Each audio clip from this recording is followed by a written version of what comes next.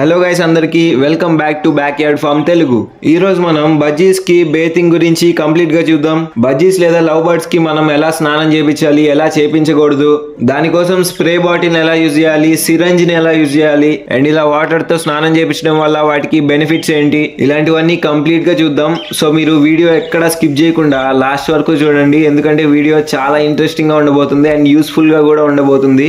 బజ్జీస్ కి స్నానం చేయించాలంటే ఫస్ట్ అసలు బేసిక్ అండ్ మోస్ట్ యూస్ఫుల్ వే వచ్చేసి ఒక ప్లేట్ లో గానీ లేదా ఏదైనా కంటైనర్ లో గానీ ఒక 1 ఇంచ్ ఆర్ 2 ఇంచ్ వరకు వాటర్ డీప్ గా ఉండేటట్టు పోసి వాటి కేజ్ లో పెట్టాలి. బజ్జీస్ అవే వచ్చి చూసుకొని దాంట్లో స్నానం చేస్తాయి. ఎందుకంటే బజ్జీస్ కి నేచురల్ గానీ ఇలా నీళ్ళల్లో దిగి క్లీన్ చేసుకోవడం అంటే చాలా ఇష్టం. సో పెద్దగా మనమేం చేయని అవసరం లేదు, వాటర్ పెడితే అవే వచ్చి క్లీన్ చేసుకుంటాయి. ఇవే వచ్చేసి చాలా మందికి వర్క్ అవ్వకపోవచ్చు, ఎందుకంటే పెట్ షాప్ లో బజ్జీస్ కి ఇవన్నీ అలవాటు ఉండవు కాబట్టి. సో అలాంటప్పుడు మీరు బజ్జీస్ కి స్నానం చేయించాలంటే కొన్ని టెక్నిక్స్ ఉన్నాయి. ఫస్ట్ టెక్నిక్ వచ్చేసి మీరు బజ్జీస్ కి ఏవైతే లీవ్స్ పెడతారో లైక్ కొత్తిమీర గానీ తోటకూర గానీ ఆ లీవ్స్ ని తీసుకొని మీరు ఒక ప్లేట్ లో వాటర్ పోసి ఆ వాటర్ లో లీవ్స్ వేసారంటే అప్పుడు బజ్జీస్ లీవ్స్ కోసం వస్తాయి అండ్ అప్పుడు వాటర్ చూసినప్పుడు అవి దాంట్లోకి దిగి క్లీన్ చేసుకునే ఛాన్స్ ఉంది. ఒకవేళ ఇది వర్కౌట్ అవ్వలేదంటే సెకండ్ టెక్నిక్ వచ్చేసి ఒక స్ప్రే బాటిల్ తీసుకోవడం. ఈ స్ప్రే బాటిల్ మీకు బయట ఎక్కడైనా దొరుకుతుంది. నేనైతే ఈ బాటిల్ డిమార్ట్ లో తీసుకున్నా. లోపలికి ఎయిర్ పంప్ చేయొచ్చు, కంటిన్యూస్ స్ప్రేయింగ్ ఉంటది, సో మనకి ఈజీగా ఉంటది. మీరు నార్మల్ స్ప్రేయింగ్ బాటిల్ కూడా తీసుకోవచ్చు, అది కూడా బెస్ట్ గా వర్క్ చేస్తుంది.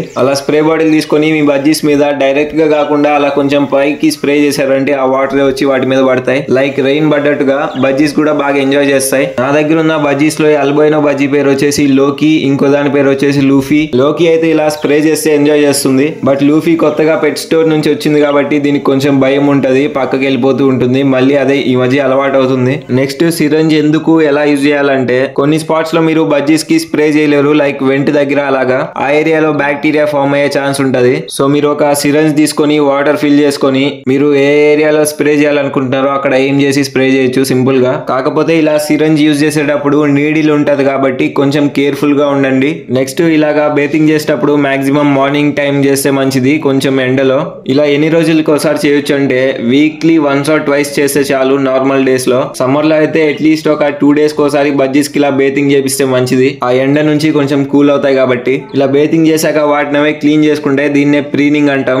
బజ్జీస్ వాటి వెనక భాగంలో ఉండే యూరోపిజియల్ గ్లాండ్ నుంచి ఆయిల్ తీసుకొని ఫెదర్స్ మొత్తం పూసుకుంటాయి ప్రీనింగ్ లో. ఇది ఫెదర్స్ నీట్ గా ఉండడానికి ఇంకా వాటర్ ప్రూఫింగ్ కి యూజ్ అవుతుంది. ఇలా బజ్జీస్ కి బేతింగ్ చేయించడం వల్ల చాలా బెనిఫిట్స్ అయితే ఉన్నాయి. ఒకవేళ మీ బర్డ్స్ గనక టిక్స్ అంటే పేర్లు ఉంటే వాటికి కూడా ఇలానే బేతింగ్ చేయించాలి, బట్ నార్మల్ వాటర్ తో కాకుండా నీమ్ లీవ్స్ ఇంకా వేరేవి కలిపిన బాయిల్ చేసిన వాటర్ తో.